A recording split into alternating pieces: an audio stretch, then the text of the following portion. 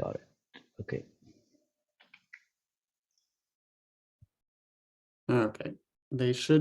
Anybody should be able to get in now. Welcome. We'll be getting started here in just a minute, waiting for our last panelist to get back in.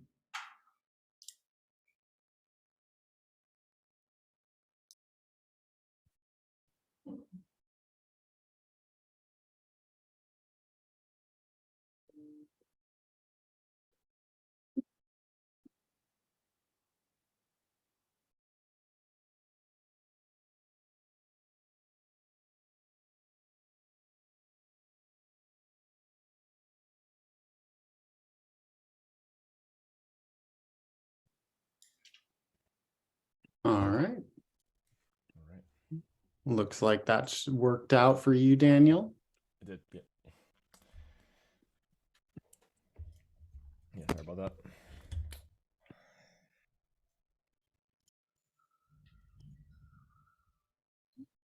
And then I figure at about 10:05, we just start, Nachi? Yeah, we can give it a couple more minutes. Let people trickle in. Yeah. But I also do want to respect everyone's time and try and wrap this up 30 minutes past the hour. I know everyone's super busy.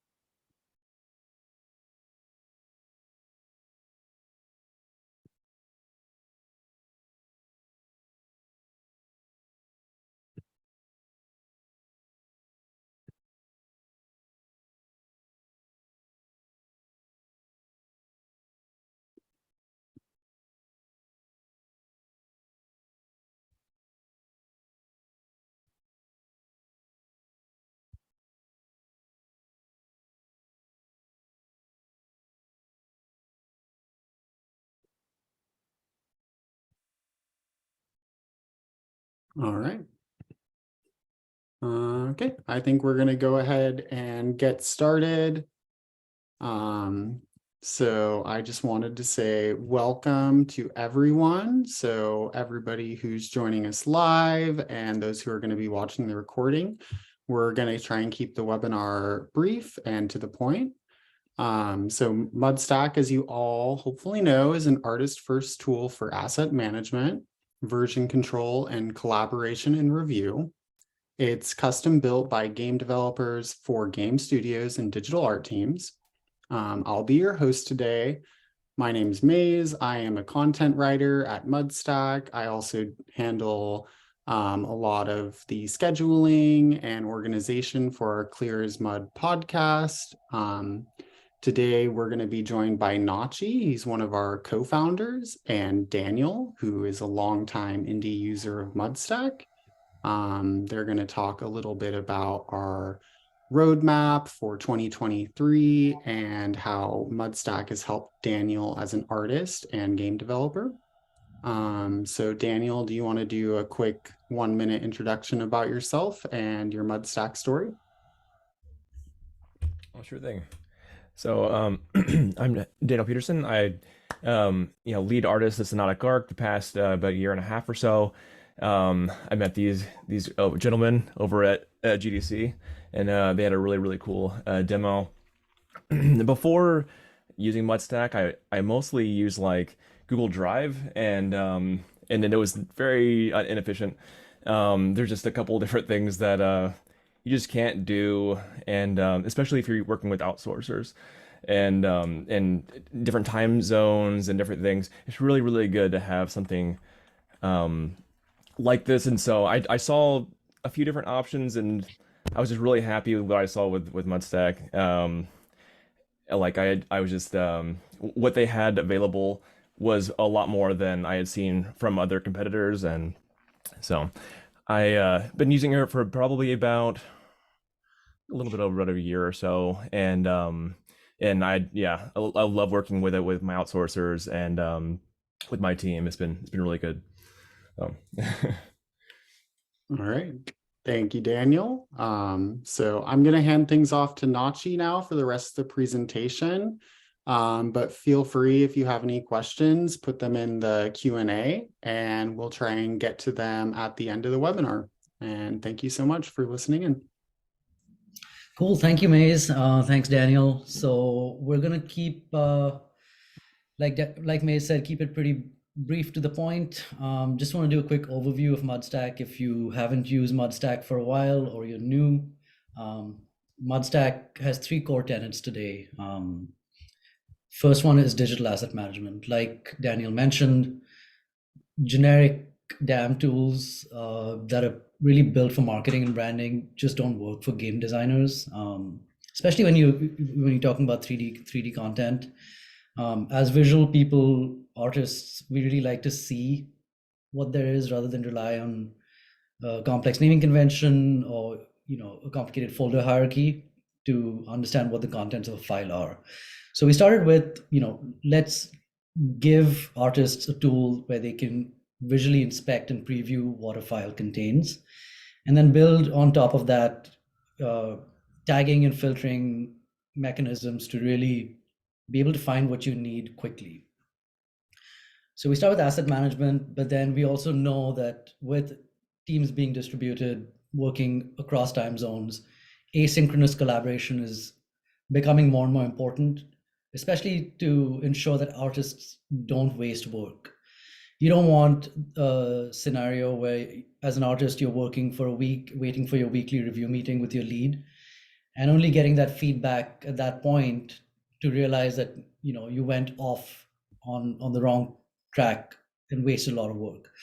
So by being able to preview your content within the application where your files actually live, and having that history of feedback, change requests, approvals, all very tightly coupled to the art itself, means that you don't waste time hunting through Slack threads or having to take meeting notes when you're doing your review meetings.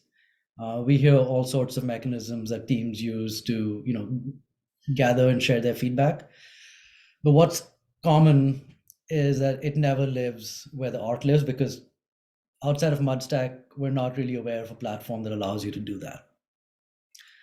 So being able to see different channels of information, we'll do a quick demo, your wireframes, normals, UVs, and so on, and having your feedback really tightly coupled. And then finally, the third tenet is artist first version control, especially in the early stages of your art pipelines, when change is happening very frequently. There's a lot of iteration going on. Using a tool like Perforce, and maybe Daniel, you can jump in here, is not a great experience for artists when you're trying to manage a project. But as an artist, you're really concerned with a really small subset of that project. So curious, Daniel, what's your experience been like working with a tool like Perforce? I think you're right about it needing to be visual for artists. It's like herding cats, I think is the term. It's so difficult to for one, get proper name convention sometimes from artists, especially newer artists or outsourcing artists. Even if you have a hierarchy and naming convention planned, and then to get them to have it locally, of course, they have to have it locally, but to have it pretty much anywhere like Perforce, it's really troublesome.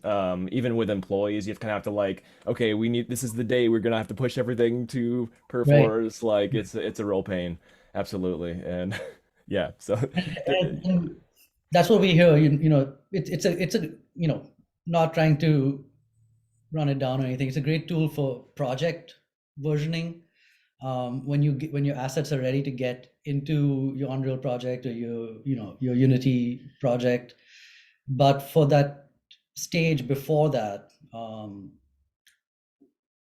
we hear often that you end up with all these conflicts that don't really impact you as an artist, but it does cause your project to be out of sync when someone else pushes up files that you may not have. So Absolutely. um, we really wanted to rethink version control from the ground up at a file level, not project level. There's a certain stage when project level makes sense, but file level version control for the early stages, we think makes a lot more sense for artists who don't like the check-in, check-out branching flow that's kind of forced upon them because there hasn't been a tool, built for artists.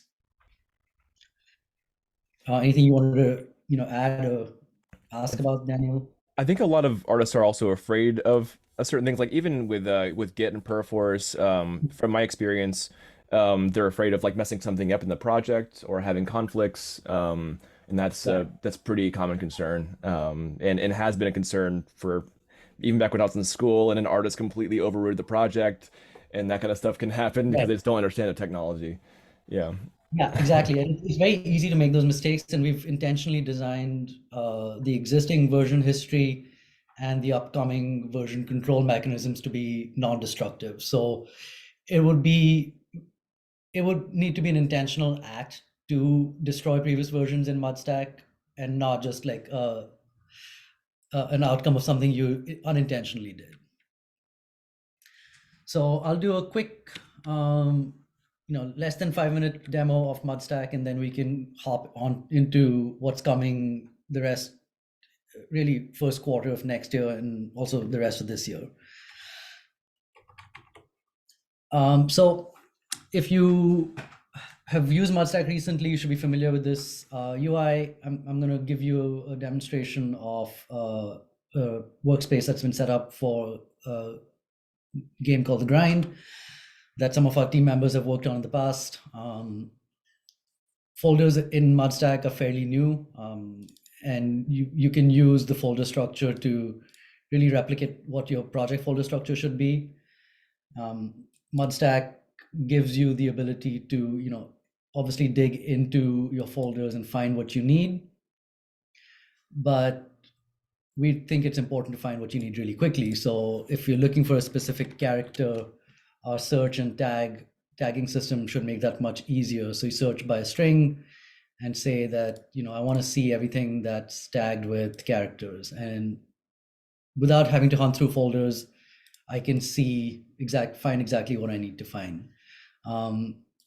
As an art lead, creative director, it's important to be able to see that content without having to download it, open it up in Maya, Max, whatever your team uses, but also be able to preview those animations to see early on how your different clips are working, be able to scrub through, focus on specific frames, give feedback on those frames, but also to see different channels of information, see your normals, see your wireframes, your UVs, and be able to assign additional metadata, whether it's a tag. This is, I'm just going to pick one. It's not really relevant, but be able to tag your content and to add it to relevant libraries. So just put an animation team, and those libraries they transcend your folder structure. So you can create a library for really any purpose that you want, which would make it easy for your team to find the content they need quickly. So as an art lead, maybe you have a library for reviews, where your team can add content to that library without affecting where it actually lives in your folder hierarchy. So you can have the same file belong to as many libraries as you want.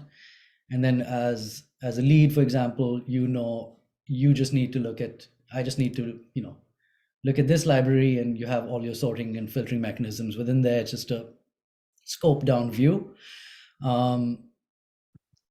So really your imagination is the limit here. And then we have our centralized tagging system.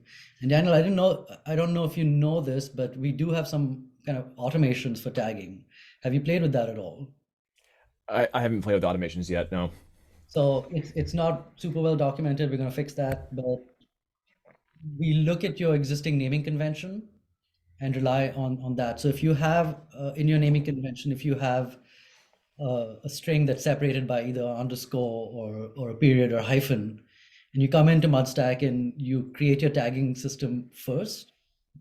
So if example you had the name of a file had character underscore or model underscore, and you created those tags first, when you import your content, it's going to auto tag those files, so you don't have to go in and do the work again.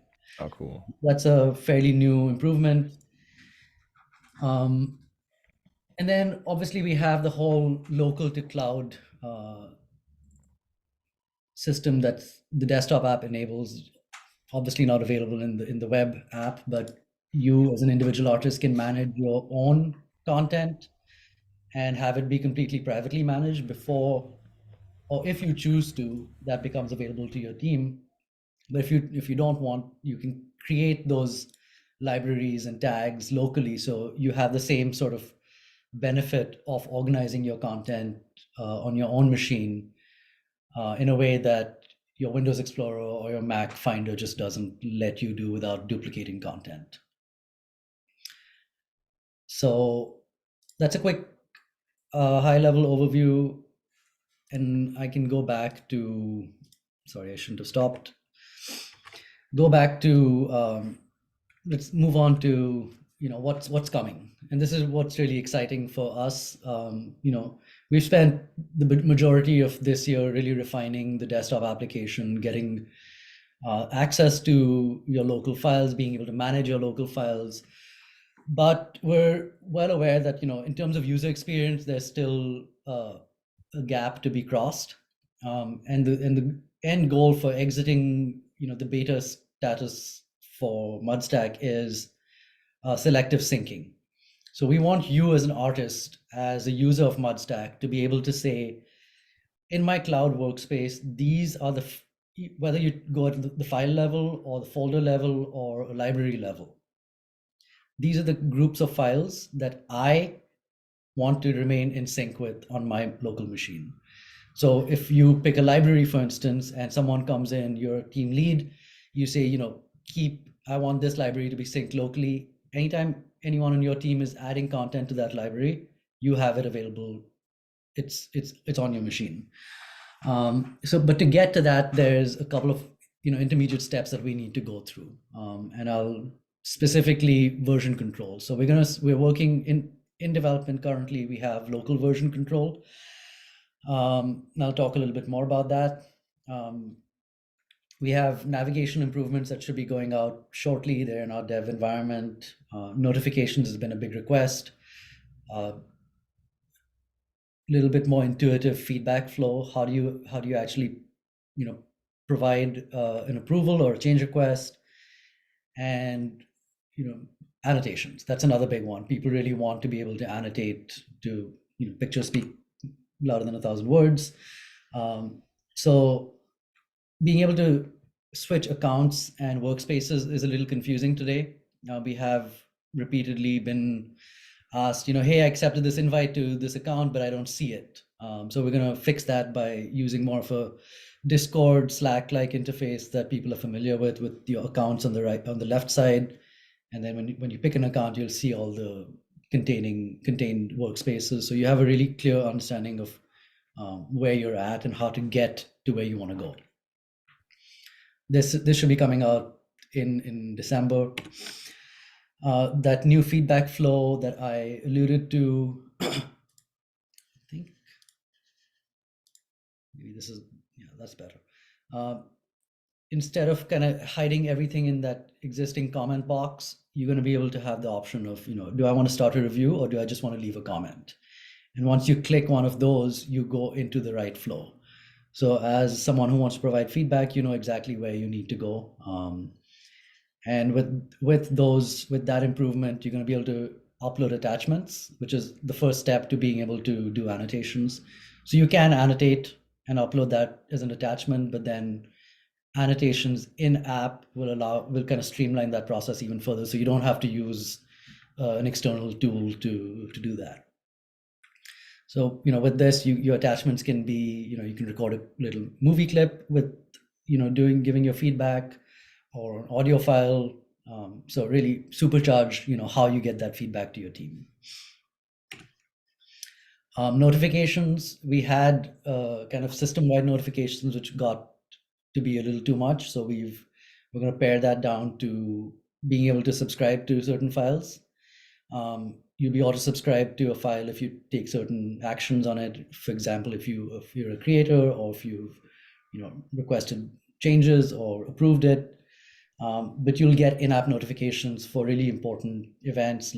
If you're adding in mention, so you'll be able to tag a colleague, someone you're working with, they get a notification for that.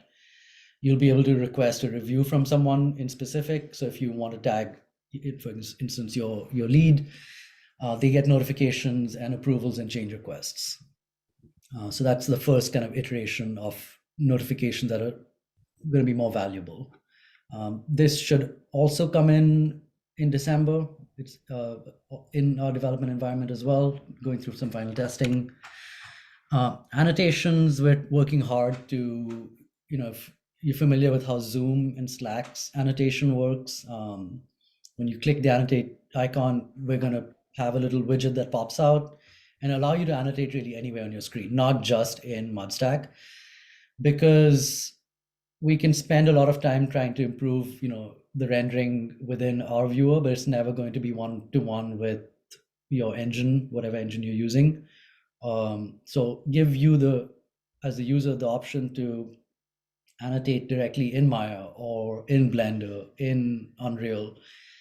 And because we know where you kind of started, we can put that annotation in as an attachment to the comment on the right file.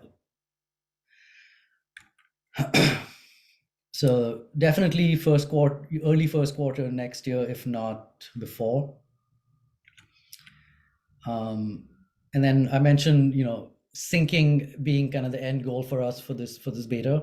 To get to that, we have to work through some versioning, because we need to know exactly what we're syncing, and to have, to really minimize, if not completely remove, those opportunities for work to be destroyed, which is really high priority for us. Like, we don't want those oops, I deleted the project sorts of scenarios. So the first step to that is local version control. So if you have files in a mudstack managed directory using the desktop application, as as an artist, as you're saving over your file, mudstack will keep that in a cache and create versions locally, so you don't have to really worry about incremental saves if you don't want to. Mudstack will just keep each save as a unique file in the cache and give you mechanisms to manage your cache as well. But then the goal is to get to cloud versions where individual artists can actually be working on the same file and have conflict resolution mechanisms that work for them without having to go into branching and merging sorts of workflows. And that cloud version control gets us super close to syncing, because once we have the cloud version control in place, syncing becomes a lot easier. So that cloud version control is currently in design, but because local version control works so similarly, it's really semi in development and expected again early next quarter. What's a little bit further out is things like file relationships, which are going to make our viewer a lot more useful.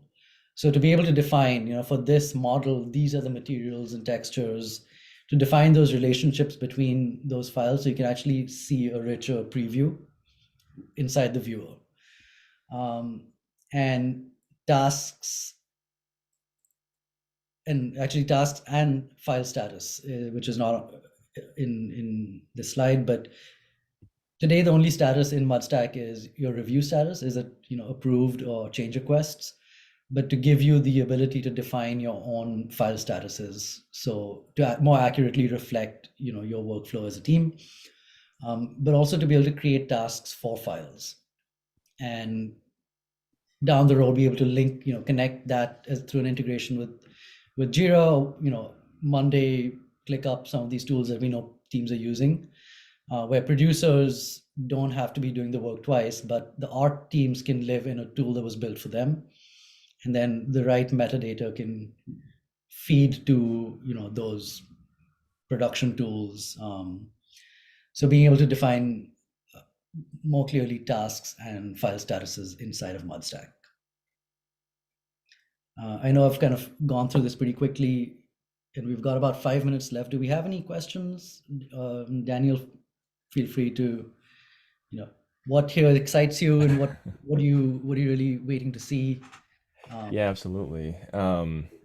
Yeah, I'm excited for Q1. The changes that are happening. I've just been really happy with just being able to get like whenever I give any kind of like feedback and everything, it's usually like immediately like addressed. I think it's been really, really cool just working with you guys, and just like being at the starting point and everything with the software. Um, I would have like actual day-to-day issue with something with an artist or something like that. I'm like, we kind of run into this little bug or something, and then we would get it addressed like right away.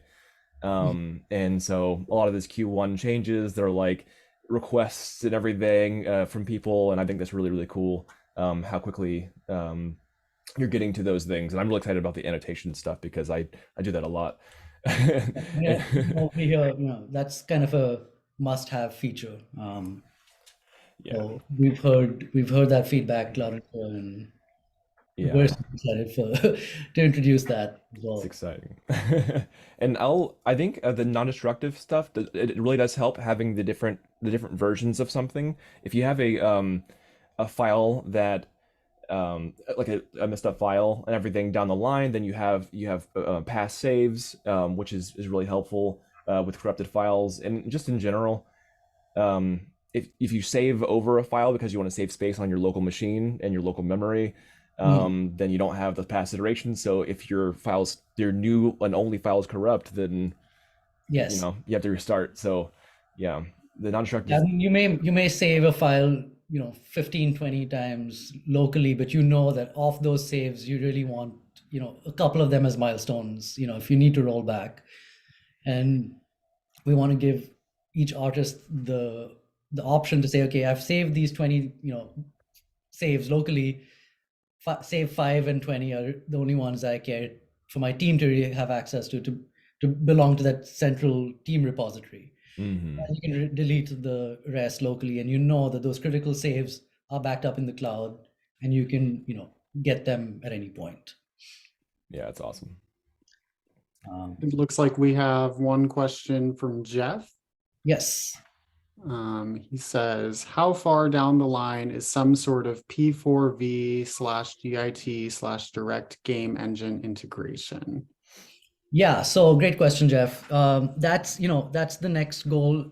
Integrations is really the big feature for as soon as we exit beta. We know fundamentally we need to have that sync mechanism work.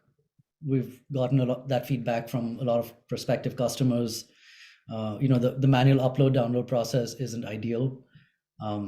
So once that sync mechanism works, to your point, eventually we know that mudstack needs to send either the content or metadata outside of the system. And integrations into P4 get maybe SVN, and not SVN is probably not as important. Certainly Perforce get Unreal Unity, and then on the production side, Jira is what we hear the most commonly asked for, and kind of on the kind of team communication collaboration side, Slack and Discord, to pass those notifications out of our system into the tool where your day-to-day communication is going on. So yeah, that's going to be the design work. We've got some partners that we know are using these tools and need integrations into them. So the design work for that is going to start in the new year in January, and then we expect early in the second quarter to have those integrations start to come in where you can start playing with them.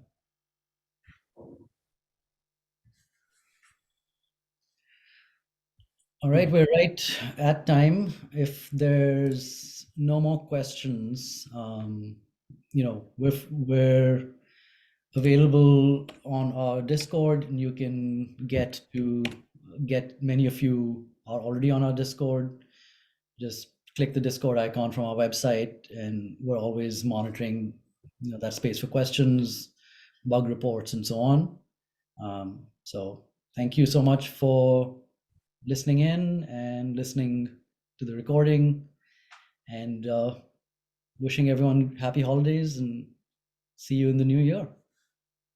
All right. I just want to thank Daniel and for joining us here, and thank you, Nachi, for your presentation, and for everybody who listened. I think that about wraps it up. Thanks for having me, guys. Hey, Daniel.